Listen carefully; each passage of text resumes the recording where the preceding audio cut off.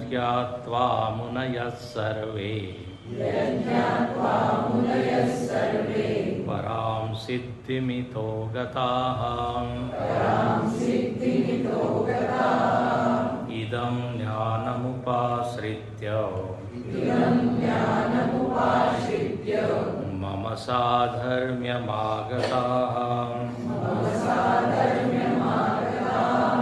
सर्गेऽपि नोपजायन्ते प्रलये न व्यथन्ति च प्रलये न व्यथन्ति च।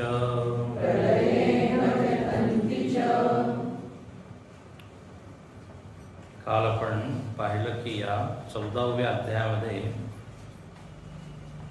4-5 मुद्दे भगवंतांनी मांडले आहेत. पहिलं म्हणजे या जगाची उत्पत्ती, जगाची निर्मिती कशी झाली, क्षेत्र आणि क्षेत्रज्ञ याच्या संयोगाने झाली. मागच्या अध्यायामध्ये असं सांगितलं, तर त्याचा थोडासा विस्तार इथे केला आहे त्यांनी. दुसरं की एक क्षेत्र आणि क्षेत्रज्ञ म्हणजे प्रकृती आणि पुरुष हे दोन्ही ईश्वराच्या अधीन आहे. ईश्वराच्या वशमध्ये आहे. ईश्वराशिवाय हे दोन्ही स्वतःहून सृष्टीला बनवत नाही. तर हा एक मुद्दा इथे सांगितला आहे. तिसरं म्हणजे त्याच्यामध्ये अनेक मुद्दे आहेत की मागच्या अध्यायामध्ये सांगितलं की गुणांमुळे माणूस किंवा पुरुष बद्ध होतो. तर गुण किती आहे आणि ते गुणांचे बंधन कसे आहे, आणि हे बंधन नित्य आहे की या बंधनापासून माणूस मुक्त होऊ शकतो की नाही, आणि जो माणूस मुक्त होऊन जातो त्याचे लक्षण काय आहे.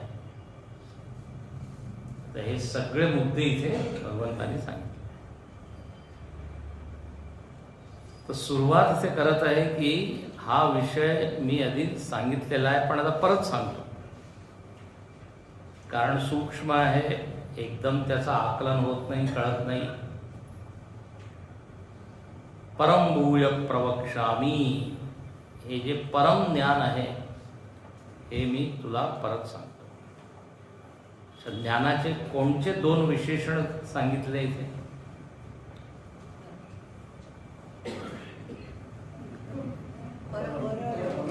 परम आणखीन उत्तम. ठीक आहे. परम विशेषण का दिलं? श्रेष्ठ आहे. आणि उत्तम का दिलं? फळ उत्तम आहे. तसं हळूहळू आपल्याला असं नाही की आजचं प्रवचन झालं, आता झालं, संपला विषय, आज काहीतरी नवीन सांगा, आधीचं सुद्धा आपल्याला कळतं. तर काल आपण हे याच्यावर विचार केला होता. ज्ञानाचे 2 विशेषण आहेत, परम ज्ञान, उत्तम ज्ञान. याच्यापेक्षा उच्च ज्ञान नसल्यामुळे याला परम ज्ञान म्हणतात. आणि सगळ्यात चांगलं फळ काय असू शकतं? तर म्हणजे आनंद, सुख. या ज्ञानामुळेच हे फळ मिळतं, म्हणून याला उत्तम ज्ञान म्हटलं आहे. आणि कोण या ज्ञानाला प्राप्त करतात? तर म्हणजे मुनी. मुनी म्हणजे काल आपण विचार केला होता भरपूर, की जे सात्विक आहे, एकाग्र आहे, मनन करण्यास त्यांची आवड आहे, सामर्थ्य आहे. आणखी जे विरक्त आहे, असे लोक हे ज्ञान मिळवतात आणि परमसिद्धीला प्राप्त करतात. परमसिद्धी म्हणजे मुक्ती. या श्लोकामध्ये 4 घटक सांगितले आहे. काय नाव त्याचं? अनुबंध चतुष्टय, अधिकारी, विषय, संबंध, प्रयोजन. हे आपण याच्यावर विचार केला होता. आता म्हणतात या ज्ञानाचा आश्रय घेऊन इदम ज्ञान उपाश्रित्य मम साधर्म्य मागता, पुढच्या श्लोकावर की ज्यांनी या ज्ञानाचा आश्रय घेतला. ज्ञानाचा आश्रय घेतला म्हणजे काय? शंकराचार्य छान म्हणतात, ज्ञान साधनम अनुष्ठाय. ज्ञानाचे जे साधनं आहेत त्याचं ज्यांनी अनुष्ठान केलं. तर ज्ञानाचं साधन काय आहे? तर म्हणजे श्रवण. त्यांनी त्या आत्मज्ञानाबद्दल ऐकलं, श्रवण, मग मनन केलं, मग ध्यान केलं. यालाच म्हणतात साधनेचं अनुष्ठान करणं. नुसतं वर ऐकण्याने काही होत नाही, त्याचं अनुष्ठान करावं लागतं. आपण म्हणतो ना, कोणी पुरश्चरण करत आहे म्हणजे एक नियम घेऊन पूर्ण त्याच्यामध्ये मन लावून मला हे मिळवायचंच आहे अशी एक वृत्ती, जिद्द, मग आपण म्हणू यांनी अनुष्ठान केलं. म्हणजे तो दुसरं काही करत नाही, सगळं सोडून म्हणे मी सध्या येऊ नाही शकत का, अनुष्ठान करत आहे.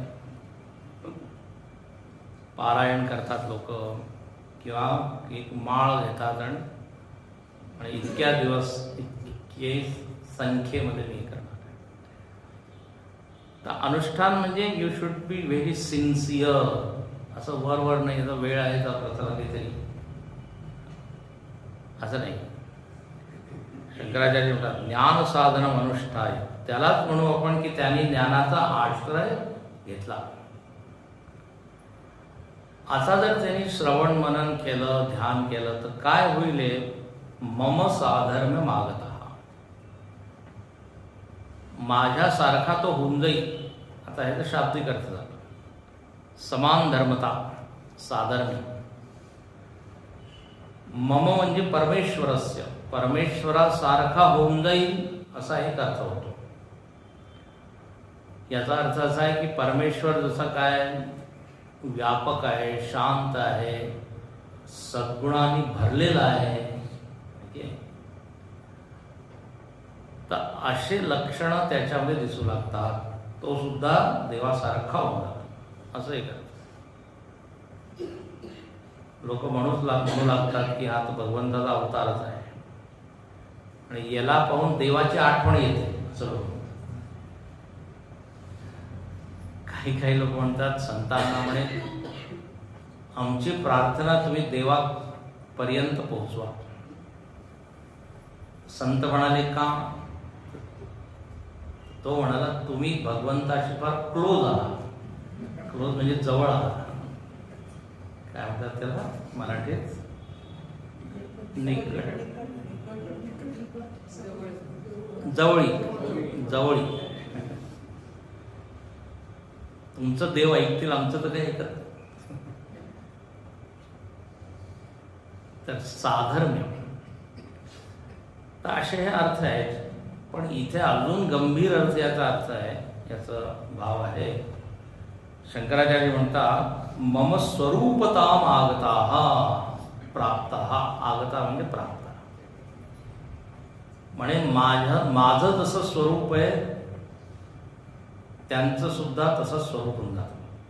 स्वरूप म्हणजे जर मी सच्चिदानंद आहे तर ते सुद्धा स्वतःला काय जाणतात? मी सत आहे, चित आहे, आनंद आहे, मी निर्विकार आहे, निर्गुण आहे. ब्रह्माचे जे लक्षण आहे ते स्वतःमध्ये पाहू लागतात. अहम ब्रह्म अस्मी असं एक ब्रह्माकार वृत्ती त्यांच्यामध्ये निर्माण होते. मी जीव नाहीये, मी मनुष्य नाहीये, मी फक्त एक सामान्य पुरुष किंवा स्त्री नाहीये. याला आपण काय म्हणू? साधर्म्य, स्वरूप प्राप्ती, स्वरूपाशी एक रूपता. याला म्हणतात ऐक्य होणे. ऐक्य म्हणजे देव आणि आता जीव त्याच्यामध्ये भेद राहिला नाही, अभेद दर्शन. अभेद सुरुवातीला भेद आहे, मग जशी साधना होते तसं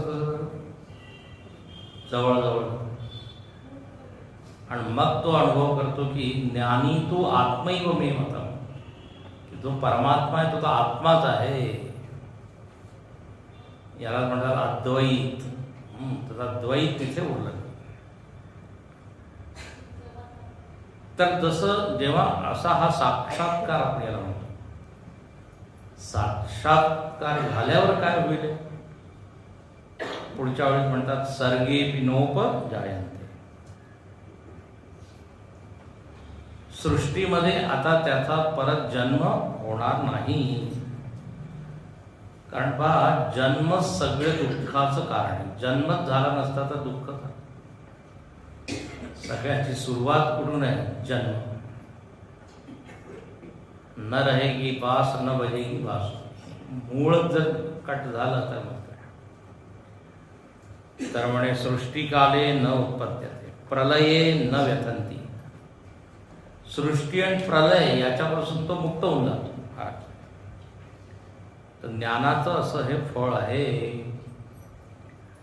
अच्छा, जोपर्यंत अज्ञान आहे तोपर्यंत काय? तर म्हणे एका शरीरामधून दुसऱ्या शरीरात, दुसऱ्यामधून तिसऱ्यामध्ये प्रवास त्याचा सतत चालूच राहील. आणि प्रवास कधीच जास्त वेळ आपल्याला आनंद देऊ नाही शकत. थोड्या वेळासाठी ठीक.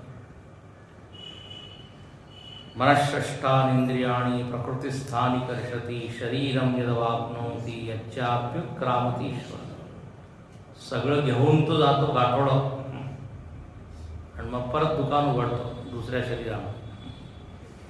परत व्यवहार सुरू करतो, मग परत कमवतो वासना इच्छा वगैरे.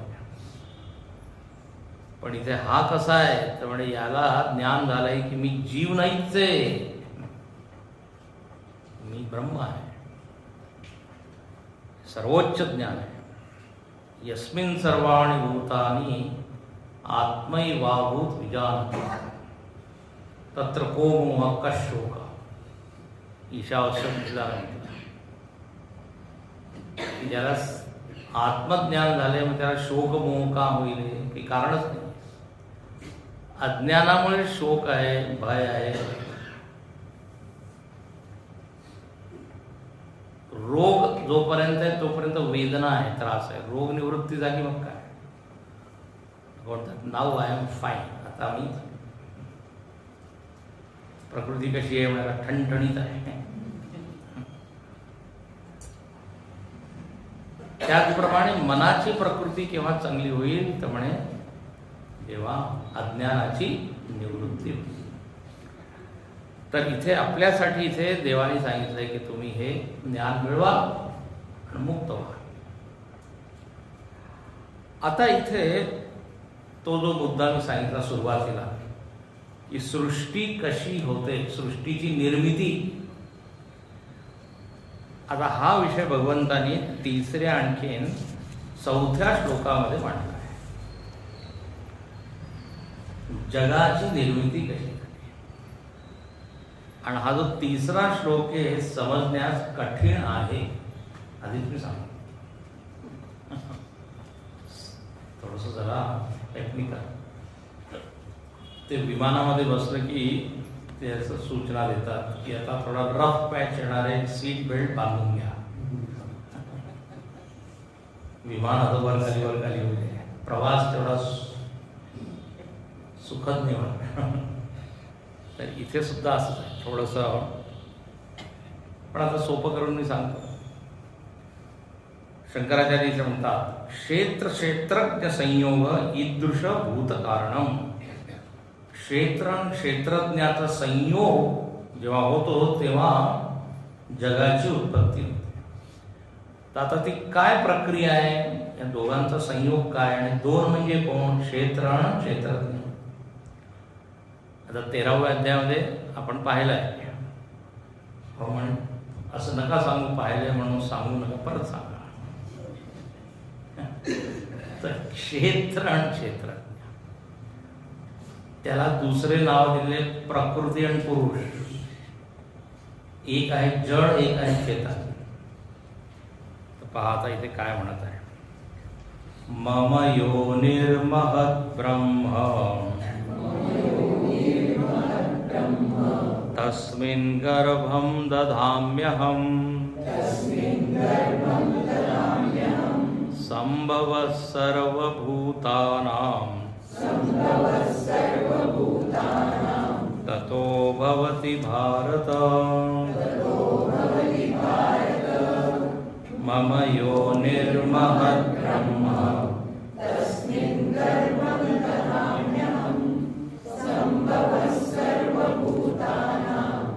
ततो भवति भारत.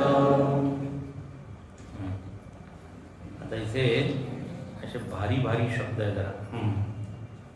मम योनिर्महद्ब्रह्म तस्मिन् गर्भं ददामि. हे जग जणू की संतती आहे, पुत्र आहे, मुलगा आहे. ते या जगाची उत्पत्ती कुठून झाली तर आता पहा, माता पिता लागतात त्यांना, आई वडील. तर भगवंतानी इथे आई वडिलांचं वर्णन केलं. आता याची भाषा जरा कठीण आहे, शास्त्रीय आहे. पण आता जे लोक वेदांत ऐकत आहात, म्हणजे अनेक वर्षापासून ज्यांनी ऐकलं आहे त्यांना सोपं जाईल. म्हणे मम योनिर्महत् ब्रह्म. एक वस्तू आहे, त्याचं नाव आहे महत् ब्रह्म. महत् ब्रह्म. महत् ब्रह्म याला मी अगदी सोपं करून सांगतो, यालाच म्हणतात प्रकृती. ठीक आहे, प्रकृती. यासाठी इथे नवीन नाव दिलं आहे, महत् ब्रह्म. तिसरं नाव दिलं यालाच योनी. प्रकृतीला दिलेलं आहे योनी. तर 3 शब्द दिले,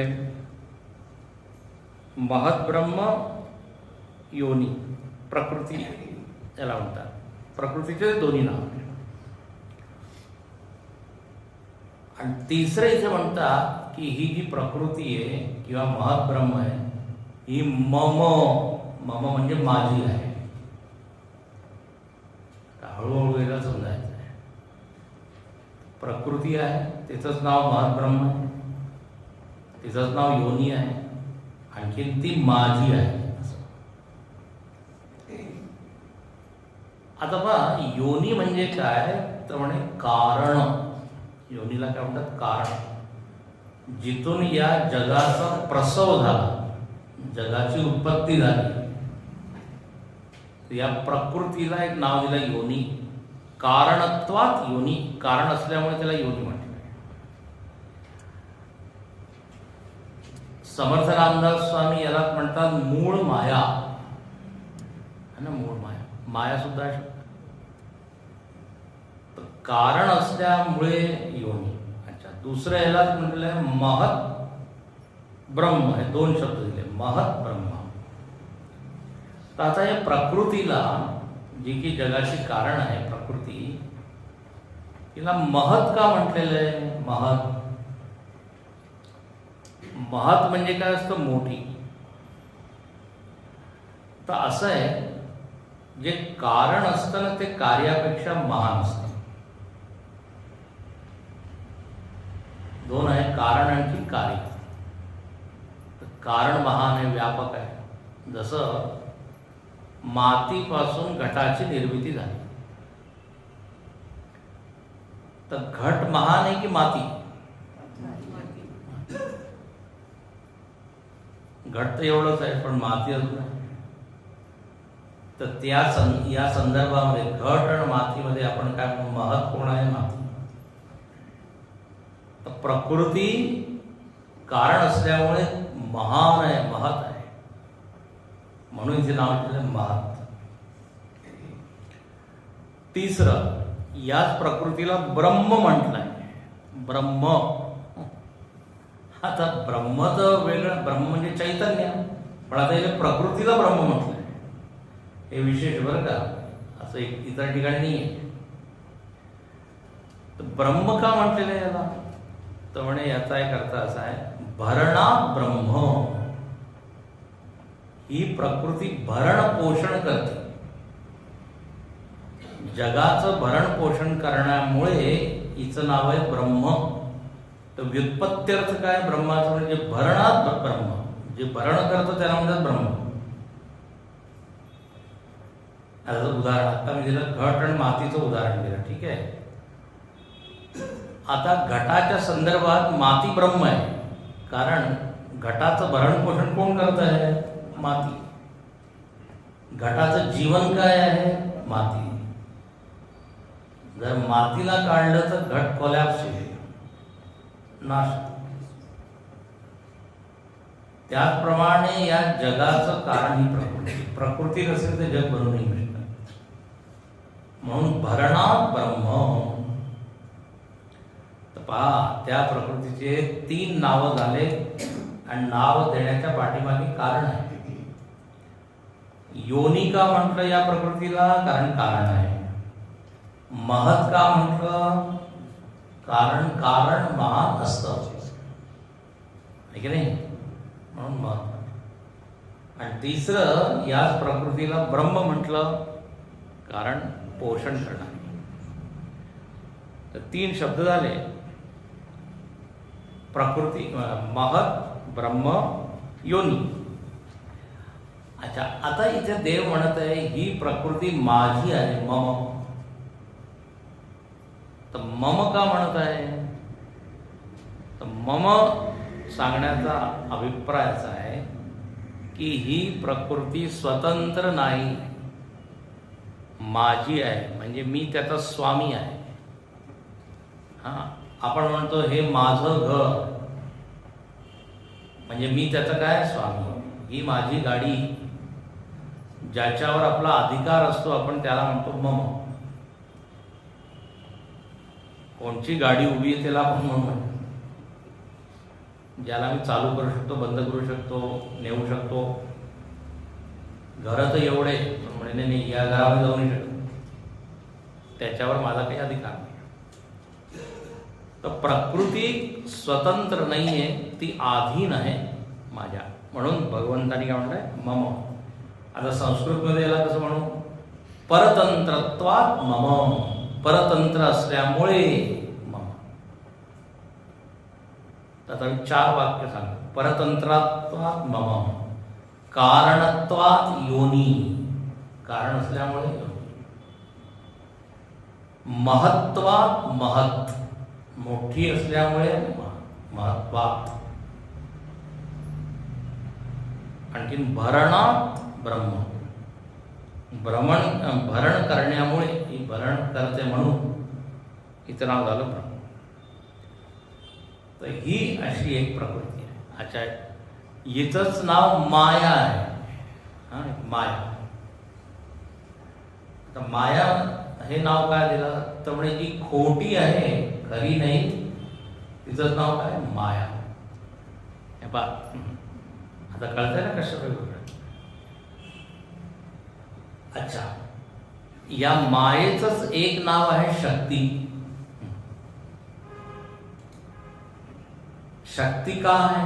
शक्ती का दिलं? तर म्हणे पहा, शक्तीचा संदर्भ जो आहे तो क्रियेशी असतो, संबंध. शक्तीचा संबंध क्रियेशी आहे. जेव्हा आपल्यामध्ये शक्तीची कमतरता होते तेव्हा आपण काय म्हणतो? मी करू शकत नाही, उठू शकत नाही, बसू शकत नाही, बोलू शकत नाही. आणि काय म्हणे आता वीकनेस आलेला आहे. अमेरिकेमध्ये वीकेंड कॅम्प असतात, तिथे वीकेंडमध्येच आम्ही वर्ग घ्यायचो, शनिवार वर्ग. तर गमतीने म्हणायचं, म्हणे आठवडा पूर्ण होता होता माणूस वीक होऊन जातो, वीकच्या एंडमध्ये वीक होऊन जातो. म्हणून चार्जिंगसाठी त्याला आशीर्वाद द्यावा, मग परत त्याला शक्ती मिळते. मग तर at the end of week he becomes weak. तर जेव्हा शक्ती नसते तेव्हा मग आपण काही करू नाही शकत. आता हे एवढं मोठं जग चालू आहे, सूर्य उगवत आहे, पृथ्वी फिरत आहे, तर क्रिया चालू आहे. तर म्हणे एक शक्ती असेल, त्याच्याशिवाय या मोठ्या मोठ्या क्रिया होऊ शकत नाही. म्हणून या मायेला काय म्हटलेलं आहे? शक्ती आहे ना. आता 5 शब्द झाले. माया, प्रकृती, महत, ब्रह्म, योनी. एकाच वस्तूला इंडिकेट करणार आहे. संदर्भ बदलतो, नाव त्याचे बदलतो. आता एकच देव आहे, त्याला आपण म्हणतो तो दयाळू आहे. आपली प्रार्थना त्यांनी ऐकली आणि आपलं काम झालं तर म्हणतो खूप कृपाळू, दयाळू. आणि जर खूप त्रास होत असेल तर म्हणे हा खूप कठोर आहे, कष्ट देणार आहे. राक्षस लोकांना अनुभव काय म्हणजे म्हणे हा खूप कठोर आहे, मारतोय.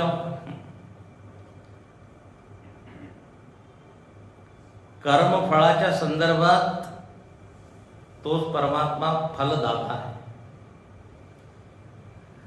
अंतःकरणाच्या संदर्भात तो अंतर्यामी आहे. अंतर्यामी आपण म्हणतो म्हणजे आतमध्ये आहे. तो कोणाच्या आतमध्ये? मनाच्या. अंतःकरणाच्या संदर्भात वस्तू एकच आहे, पण प्रसंग संदर्भ बदलला. अनेक वेळा मी उदाहरण दिलं. एकच व्यक्ती आहे घरामध्ये, पण कोणी तिला वडील म्हणत आहे, कोणी आजोबा म्हणत आहे, कोणी मुलगा म्हणत आहे. त्याचप्रमाणे इथे हे प्रकृती किंवा मायेचे असे सगळे नाव आहे. तर ठीक आहे, तर हे तर झालं मम योनिर महत ब्रह्म. आता ही जी माया आहे किंवा प्रकृती आहे ही जड आहे. काय आहे? जड. तर आता ही स्वतःहून सृष्टी बनवू नाही शकत. म्हणून इथे देवाने पुढे काय म्हटलंय? तस्मिन गर्भम दधाम्यहम. तस्मिन म्हणजे त्या मायेमध्ये, प्रकृतीमध्ये मी काय करतो? तर म्हणे गर्भाधान करतो मी. गर्भाधान.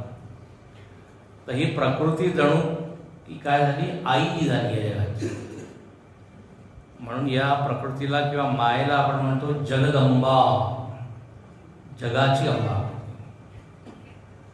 आपल्या सगळ्यांची आई वेगवेगळी आहे, पण सगळ्या आईंची आई कोण आहे? तर म्हणे ही जगदंबा, माया, प्रकृती.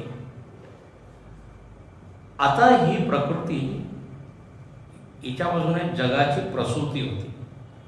आता मी काय करतो? तर म्हणे गर्भम दधाम्यहम.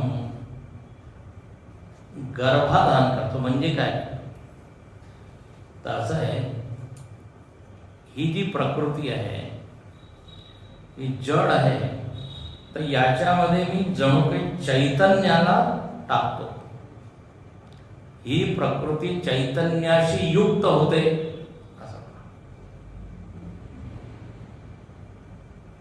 मग तिथून सगळी सृष्टी होते. तर गर्भाधान. तर इथे शंकराचार्य म्हणतात गर्भम सर्वभूत जन्म कारणम बीजम निक्षिपामी. म्हणजे त्या प्रकृतीला मी चैतन्याशी संयुक्त करतो, मग त्या प्रकृतीमधून सगळं काही व्यक्त होतं. तर भगवंत कोण झाला? म्हणून जणू काही तो पिता, म्हणून आपण म्हणतो परमपिता, जो सगळ्या पितांचा पिता, जो सबके बाप का बाप.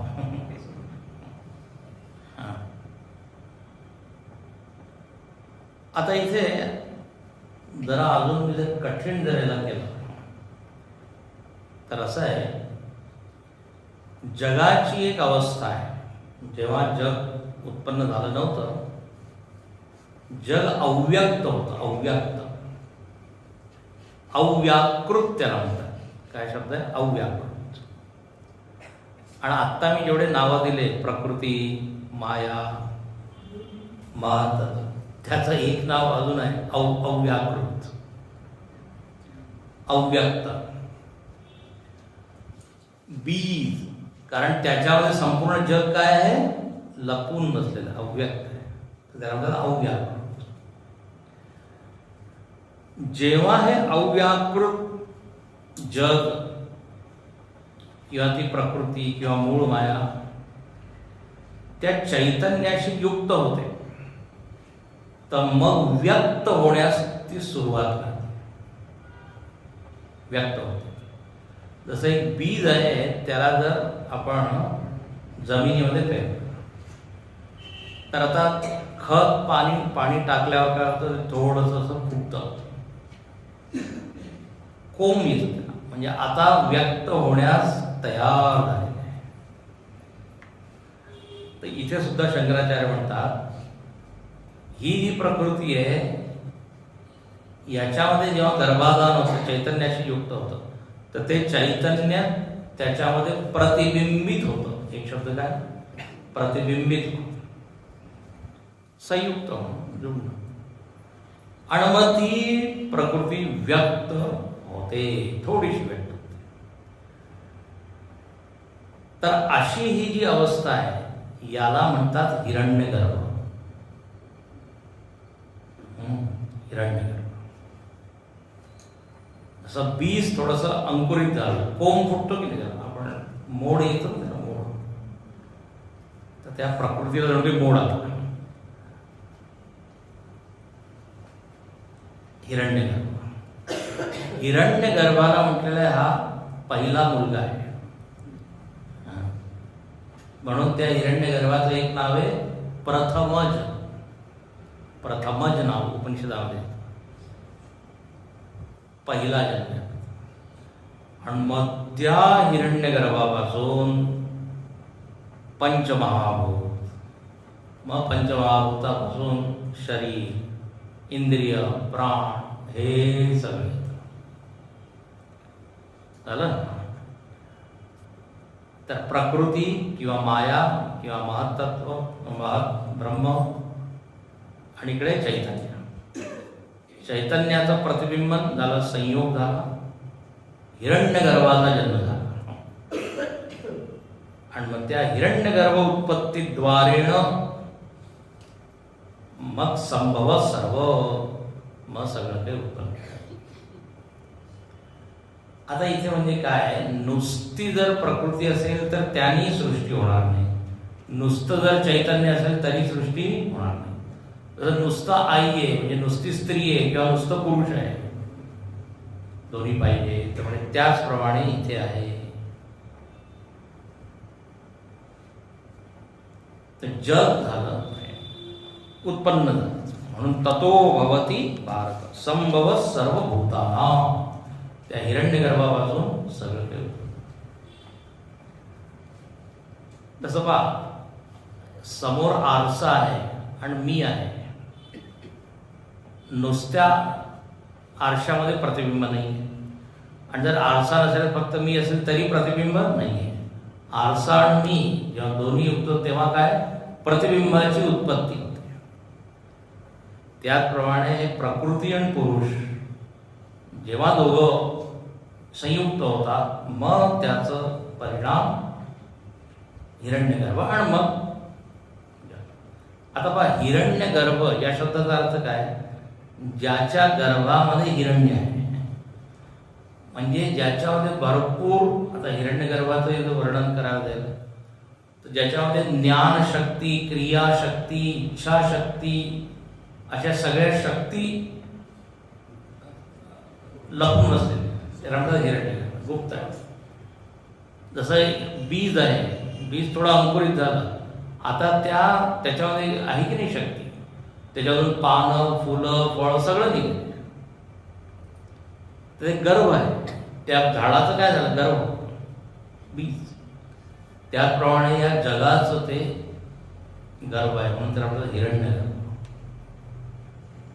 आणि तिथून हे संपूर्ण जग उत्पन्न होतं. तर ही प्रक्रिया इथं सांगितली, कळतंय का? हा, थोडं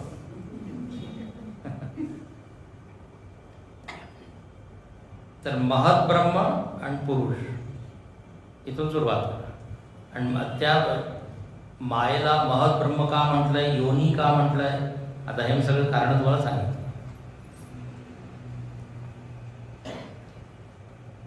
ततो भवती भारत. आता त्या हिरण्यगर्भापासून सगळं काही आलं. आता काय काय आलं तर आपण सगळे आलो. तर आता पुढच्या श्लोकामध्ये त्याच म्हणा, सर्व योनिषु कौन्तेय मूर्तयः संभवन्ति तासां ब्रह्म महद्योनिः अहं बीजप्रदः पिता सर्वयोनिषु कौन्तेय मूर्तयः संभवन्ति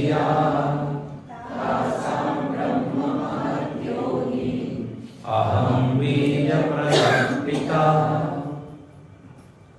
म्हणे हे कौंतेय, मूर्तयः संभवन्ति सर्व योनिषु, म्हणे अनेक योनी उत्पन्न झाल्या. आता इथे योनी म्हणजे काय, वेगवेगळे जीव, आणि त्या सगळ्या जीवांचे काय वेगवेगळे शरीर आहे, आकार आहे. त्यालाच म्हटलंय मूर्तय. मूर्ती म्हणजे काय, शरीर. उत्तर भारतामध्ये जर तुम्ही गेला तर आश्रमामध्ये असं म्हणतात, इथे 15 मूर्ती राहतात. तुमच्याबरोबर किती मूर्ती आल्या आहे असं विचारतात. आम्ही तरी मूर्ती आणली नाही. बरोबर, अरे तुम्हीच मूर्ती आहात. मूर्ती म्हणजे मूर्त. तर इथे शंकराचार्य म्हणतात, देव पितृ मनुष्य पशु मृगादी सर्व योनिषु मूर्तय देह संस्थान लक्षणा मूर्छित अंग अवयवा. म्हणजे वेगवेगळ्या अवयवांना धारण करणारं जे शरीर आहे त्याला म्हणतात मूर्ती. अच्छा, आता किती प्रकारचे शरीर आहे तर म्हणे देव पितृ. देव योनी त्याचं शरीर वेगळं आहे, आकार वेगळा आहे, ते चमकदार आहे, एकदम तेजस्वी आहे, मेकअप शिवाय ते चमकतात. मनुष्य लोक सुद्धा चमकतात. दिव्यता आहे त्यांच्यावर, म्हणून त्याचं नाव आहे द्योतनाथ देवा. तर देव योनी, पितर योनी, मनुष्य पशु त्यांचं शरीर वेगळं आहे,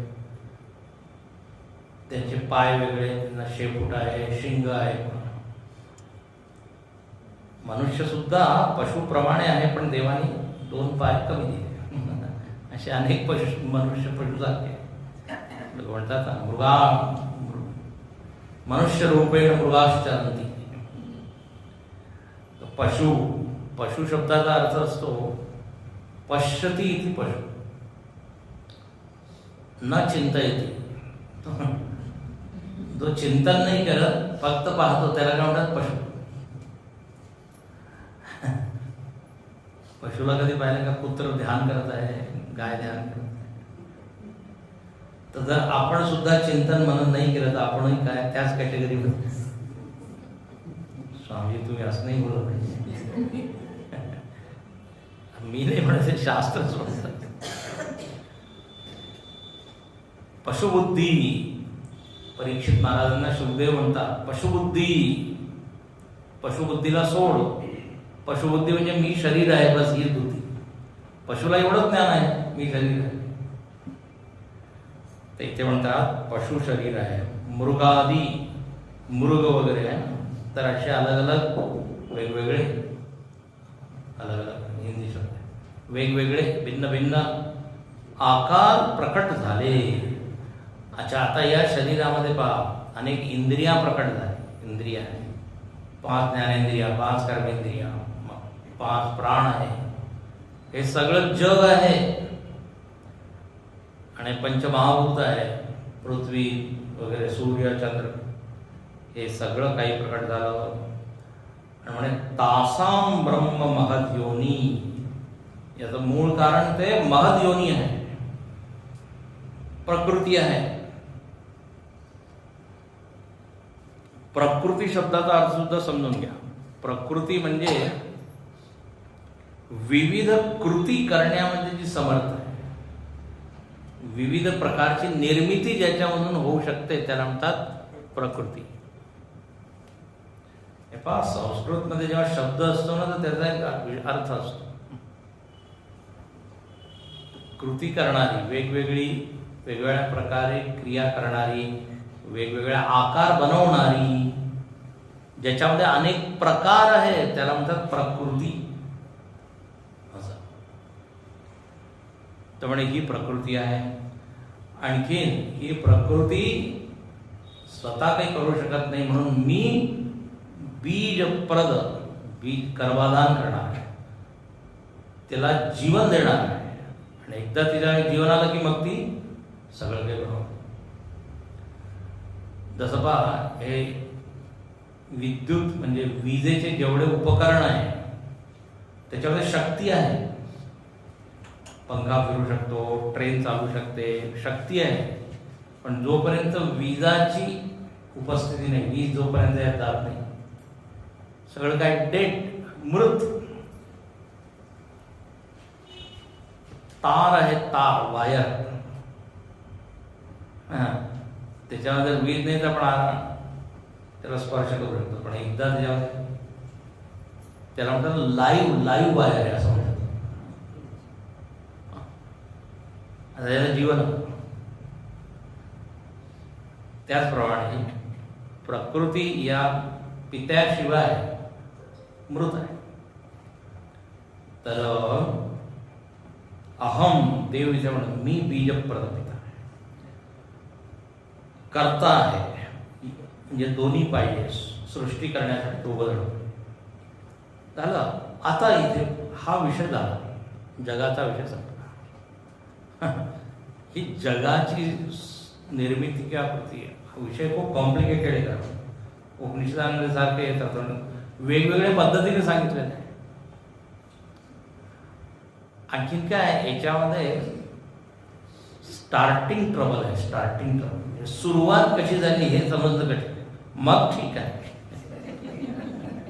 पण ते हजारो प्रश्न येतात लोक. म्हणजे तुम्ही म्हणतात प्रलयामध्ये सगळे जीव होते, मग ते सगळे प्रकट झाले. तर जीव आले कुठून? मागच्या सृष्टीवर. मागच्या सृष्टीत कुठून आले? त्याच्यावर अनादि आहे. तर अव्याकृत दशा आहे या जगाची, मग व्याकृत होते, मग व्यक्त होते. आता इथे प्रत्येक उपनिषदामध्ये शब्द वेगवेगळे आहेत.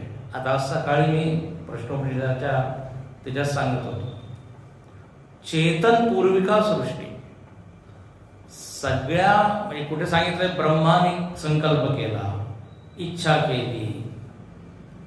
सगळ्यामध्ये एक कॉमन आहे की चेतन आहे आधी. इथे सुद्धा देव म्हणतं बीजप्रद मी आहे. शास्त्रांमध्ये जडापासून सृष्टी झालेली नाही असं सांगितलं. हे समजलं. जेवढे भौतिकवादी लोक आहेत, नास्तिक म्हणा ज्यांना, जे देवाचं अस्तित्व, ते काय म्हणतात? जड जड. तर इथे आता शब्द वेगळे. इथे देव मी म्हणतो, मी गर्भाधान केलं. आता भगवंत जड नाही, चेतन आहे. म्हणजे मी चैतन्याचा त्याच्यात आधार केला. आणि मग सृष्टी ऍक्टिवेट झाली की प्रकृती ऍक्टिवेट झाली त्याला. आणि मग अनंत रूप, अनंत अनंत अनंत आकार प्रकार सगळे बनले. आता इथे म्हणतात की तुम्ही प्रस्तावनेमध्ये म्हटलं होतं की या प्रकृतीचे 3 गुण आहे आणि ते बांधतात. तर म्हणे आता तो विषय जरा सांगा. आणि आता विषय सगळा सोपा आहे. आता काय जगाची निर्मिती झाली. आता या जगामध्ये काय आहे, आपल्याला बंधनाचा अनुभव होत आहे. बांधलं गेलं. अच्छा, बंधनाचं असं तर काही वाटत नाही की कोणी बांधलंय. पण बंधनाची अनुभूती म्हणजे काय, बंधनाचे लक्षण, त्याचा आपल्याला सगळ्यांना अनुभव आहे. बंधनाचं लक्षण पहिलं म्हणजे दुःख. दुःख होत आहे की नाही म्हणजे याचा अर्थ बंधन आहे. भय होत आहे की नाही, चिंता, काळजी, हे बंधनाचे सगळे. आसक्ती, याचाच अर्थ आहे मी बांधलेलो.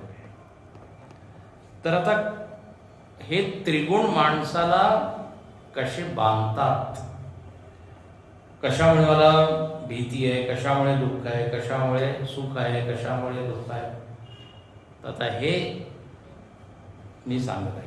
के गुणाः कथम बध्नन्ति इति उच्यते. कोणकोणचे गुण आहे आणि ते कसे बांधतात हे आता ऐका. सत्वं रजस्तम इति गुणा प्रकृति संभवाः निबध्नन्ति महाबाहो देहे देहिनमव्ययम्. सत्वं रजस्तम इति निबध्नन्ति महाबाहो.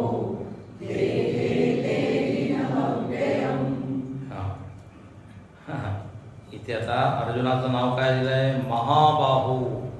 महाबाहू. आणि शंकराचार्यांनी आपल्या भाष्यामध्ये त्याचा अर्थ केला. महाबाहू म्हणजे महांतौ समर्थतरौ आजानु प्रलंबौ बाहू यस्य. ज्याच्या भुजा गुडघ्यापर्यंत आहे आणि समर्थ आहे, म्हणजे शक्ती आहे ज्याच्यामध्ये, मोठे मोठे काम कार्य ज्याच्याद्वारे झालेले आहे, हे महाबाहू. जरी तुझे हात एवढे आहे तरी तू बांधलेला आहे. दुःख होत आहे ना तुला, भ्रम होत आहे, म्हणजे हे सगळे लक्षणं कशाचे? बंधनाचे.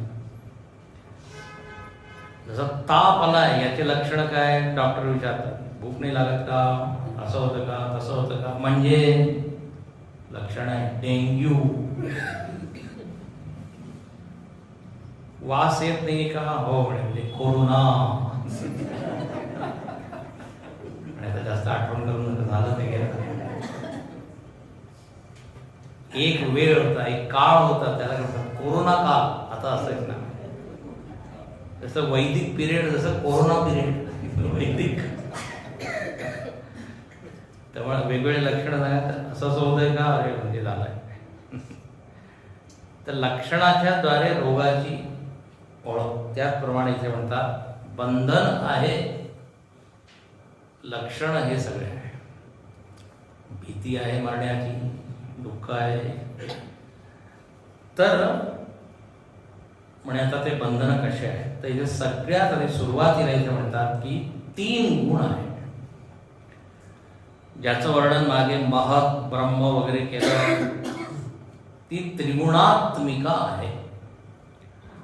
आणि जेव्हा देव अगदी सुरुवात करत आहे या टॉपिकची, या विषयाची, आता ज्याला त्रिगुण माहीतच नाहीये, म्हणून सुरुवातीला आधी म्हणे हे 3 गुण आहे. सत्वगुण, रजोगुण, तमोगुण. क ख ग सुरुवात करत असत. तर हे त्रिगुण आहे. आणखीन या त्रिगुणालाच काय म्हणतात? प्रकृती. इति गुणाः प्रकृती संभवाः. आता प्रकृती संभवा शब्दाचा अर्थ असा होईल की प्रकृतीपासून ज्याचा जन्म झाला. संभव म्हणजे काय असतं? जन्म. संभव म्हणजे जो अर्थ आपण घेतो तो नाही. मराठीत तर संभव आहे ना, पॉसिबल. मराठीमध्ये ज्याला पॉसिबल म्हणतात, इंग्रजीमध्ये शक्यता. आजकाल काही काही शब्द असे झाले की ते मराठी, कधी कधी मराठी बोलत मराठी शब्द सांगत. तर शक्यता. पण इथे संभव शब्दाला शक्यता नाहीये. संस्कृतमध्ये संभव म्हणजे जन्म. त्यामुळे सत्वगुण, रजोगुण, तमोगुण हे प्रकृतीपासून उत्पन्न झाले. आता असा अर्थ होईल, पण हा अर्थ चुकीचा आहे.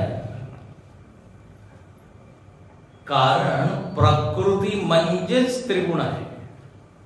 लक्षात घ्या, असं नाही की प्रकृती एक वेगळी आणि त्रिगुण वेगळे. जर त्रिगुण तुम्ही वेगळे केले तर मग प्रकृतीचं काय लक्षण? प्रकृती म्हणजे काय? म्हणून प्रकृती एव त्रिगुण आणि सगळ्या बारीक बारीक गोष्टी आहे. तर मग इथे प्रकृती संभव हा शब्द का दिला की हे 3 गुण प्रकृतीपासून उत्पन्न झाले, म्हणजे हे 3 गुण प्रकृतीपासून वेगळे असायला पाहिजे. असं आहे, या प्रकृतीच्या 2 अवस्था आहे. एक अवस्था आहे त्याला म्हणतात साम्य अवस्था. त्रिगुण जेव्हा साम्य अवस्थामध्ये असतात त्याला म्हणतात प्रकृती. त्रिगुण अगदी शांत बसलेले आहे, ठीक आहे, तर याला काय म्हणू आपण? प्रकृती. याला समर्थ म्हणतात मूळ माया, जे मी आता सांगितलं. आणखी जेव्हा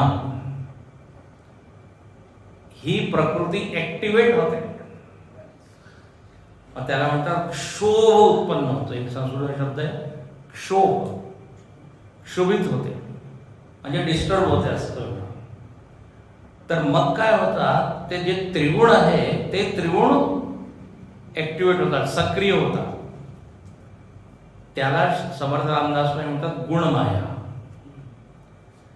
तर मूळ मायेपासून गुणमाया उत्पन्न झाली, म्हणजे साम्यावस्थेपासून विषमावस्थेमध्ये. म्हणजे आता ते त्रिगुण काय झाले? सक्रिय झाले.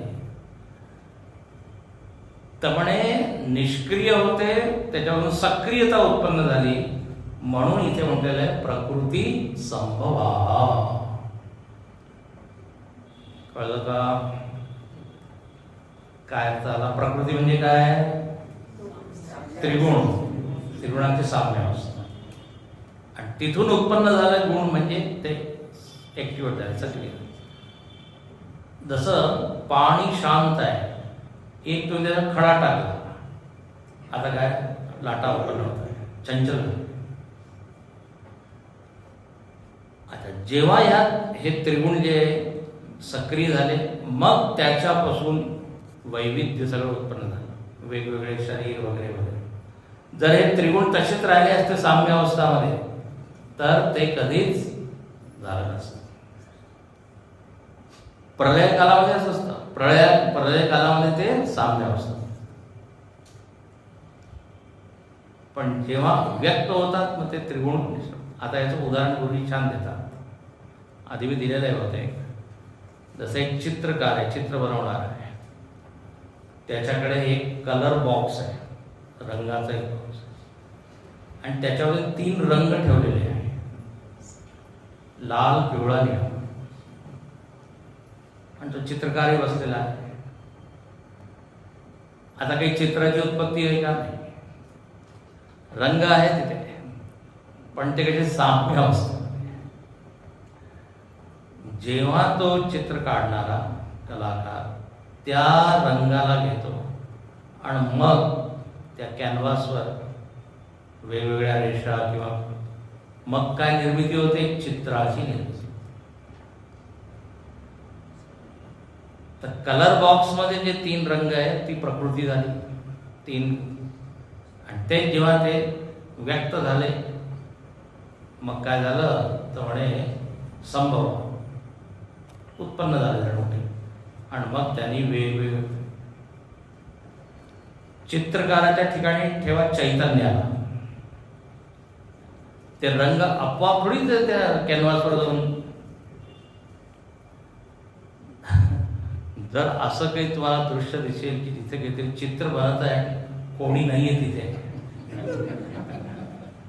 पळाल तुम्ही जर कोणी भूत आहे करत्याशिवाय जर ते क्रिया दिसत. जेवढे ते हॉरर मूवी असतात त्याच्यामध्ये हे दाखवतात ना, टेबलावर असा ग्लास ठेवला आपोआप पडत आहे,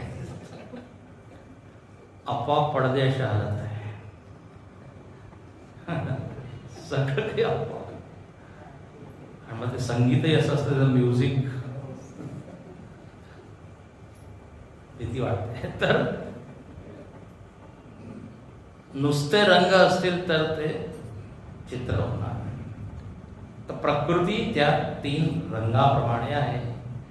जगामध्ये पाहता किती रंग आहेत. या सत्वगुण रजोगुणाच्या कॉम्बिनेशनमुळे, वेगवेगळ्या मिश्रणामुळे किती अनंत, जसे 3 रंगापासून तुम्ही किती चित्र बनवू शकता. आपल्याला फक्त 1-2च चित्र येतात, असे पहाड, डोंगर मधून सूर्य, लहानपणा किंवा एक झाड आणि झोपडी. एवढंच थोडी बनवू शकते, त्याला किती पोटेन्शियल आहे. तसं संगीतामध्ये 7 स्वर आहे फक्त, मूळ स्वर, पण किती राग आहे बापरे.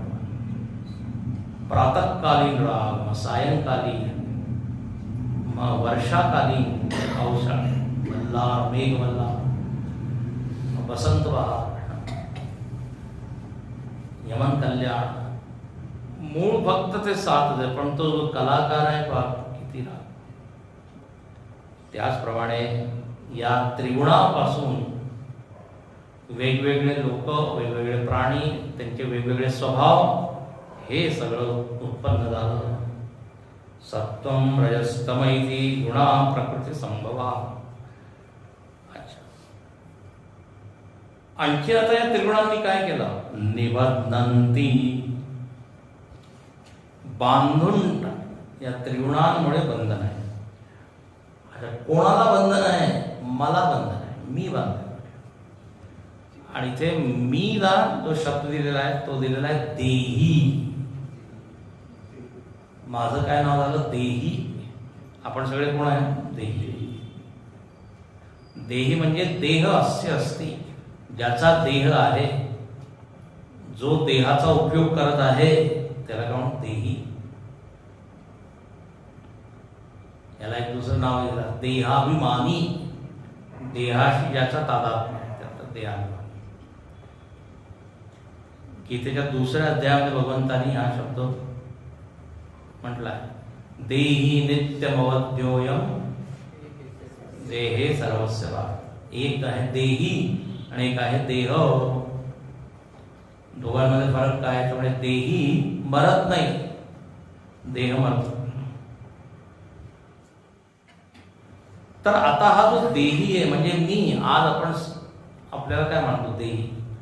आता असं कोणी म्हणत नाही देही, पण आपण आता नवीन शब्द आहे. तुम्ही लोकांना विचारू शकता, तुम्हाला माहित आहे देही कोण आहे? काय भैया नवीन तुम्ही काय? अरे म्हणजे तू देही आहे, मी देही आहे. आणि देही म्हणजे देहीमान तो नाही आहे, त्या मला तो अर्थ नाही. पाहिमाम, देहीमाम. देही म्हणजे जीव. सोप्या भाषेत काय? जीव. हा जो जीव आहे, हा जीव काय? निबध्नन्ति. आता जीव अनेक आहे म्हणून इथे अनेक वचन आहे. निबध्नन्ति, सगळे देही लोक, सगळे जीव बांधले गेलेले आहे या त्रिगुणांमुळे. म्हणून कोणी सात्विक आहे, कोणी राजसिक आहे, कोणी तामसिक आहे. आणि आपण सतत बदलत राहतो, कधी सात्विक राजसिक, कधी राजसिक तामसिक, कधी तामसिक सात्विक. म्हणजे याचे अनंत प्रकार आहे, वेगवेगळे प्रकारे मिक्स होत राहतात. त्याचं प्रमाण वेगवेगळं होतं. कधी कधी 10% सत्वगुण, 90% तमोगुण, आणि कधी कधी 90% सत्वगुण. असा दिवस कमीच उजळतो. आज मला बस ध्यान करण्याची इच्छा होत आहे, अभ्यास करण्याची इच्छा होते. तर असे वेगवेगळे हे काय आहे? मिश्रण. आणि त्यामुळे हा देही जो आहे बांधला गेलेला आहे.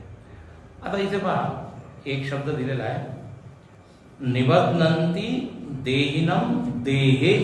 या देहामध्ये देही बांधला गेलेला आहे. आता गीतेमध्ये इथे शंकराचार्यांनी एक प्रश्न केला आहे. या वाक्यावर एक प्रश्न आहे, पूर्वपक्ष. ननु म्हणजे जरा थांबा इथे एक मला प्रश्न आहे, शंका आहे. म्हणजे देही न लिप्यते इथे उत्तम. तुम्ही आधी सांगितलंय की देही लिप्त होत नाही, देही या देहाशी बांधला जात नाही, असं तुम्ही आधी सांगितलं आहे. तत्कथम इह निबद्धन्ति, पण इथे आता तुम्ही म्हणत आहात की हा देही या देहामध्ये बांधला जातो. इथे अन्यथा उच्चते, म्हणजे तुम्ही दुसरं सांगत आहात. म्हणजे आधी म्हटलंय की देही देहापासून अलिप्त असतो. आधी आलेलं आहे. आता मी सांगितलं की देह मरतो, देह बदलतो, पण देही त्यापेक्षा वेगळा आहे. पण आता इथे म्हणत आहे की तो बांधला गेलेला आहे, म्हणजे तो त्या देहामध्ये आहे. तर असं दोन तुम्ही वाक्य विरोधी वाक्य म्हणता. एक ठरवा आणखी सांगा. तर इथे शंकराचार्य याचं उत्तर देतात. म्हणे परिहृतम अस्माभि इव शब्देन निबद्धन्ति. इथे एक शब्द तुम्हाला टाकावा लागेल.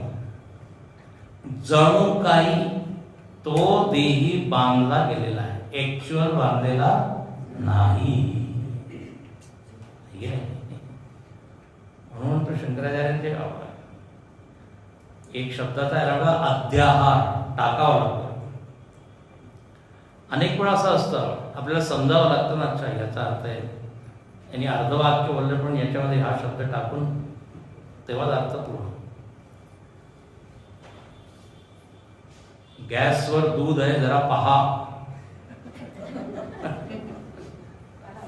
पाहत आहे, दूध उकळत आहे. तर आता अध्याहार करावा लागेल. दुधाला पहा आणि जर गरम झालाय तर गॅस बंद करा. अभिप्रेत लक्ष ठेव असं म्हणतात. हो म्हणून व्यक्ती एका करून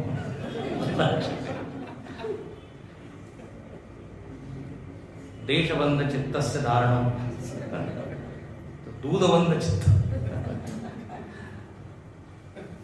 त्याचप्रमाणे इथे म्हणतात जणू काही तो देहामध्ये बांधले गेलेला खरा नाही. आता याचं उदाहरण म्हणजे स्वप्नामध्ये आपण पाहतो की मी एका खोलीमध्ये मला कोणीतरी बांधलंय, बंद केलंय. आता खरोखर बंद आहे का? जणू काही मला बंद केलं. जेव्हा मी सकाळी उठतो, अरे, त्याला म्हणतात इव. इव शब्द फार महत्वाचा वेदांतामध्ये. एज दो, खरोखर नाही. आजकालच्या भाषेमध्ये म्हणतात ना, एक आहे ऍक्च्युअल आणि एक आहे व्हर्च्युअल. आजकाल सगळ्या लोकांचं जीवन व्हर्च्युअलच झालं, ऍक्च्युअल मध्ये काहीच नाही. फेसबुक मध्ये 1000 मित्र आहे, व्हर्च्युअल, ऍक्च्युअल मध्ये एकही येत नाही. खरोखर जे नसतं, वाटतं फक्त, तर इथे म्हणतात इव शब्द इथे टाकावा लागेल.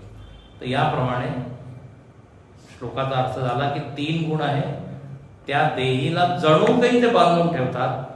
जर खरोखर बंधन झालं असतं, लक्षात घ्या, तर मग मुक्तीची काही म्हणजे शक्यताच नसते.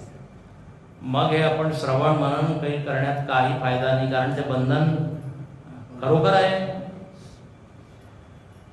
माणूस मुक्त होऊ शकतो कारण की ते बंधन खोटं आहे. असे 5 सिद्धांत आहे. आता इथे पुढचा श्लोक उद्या पाहू.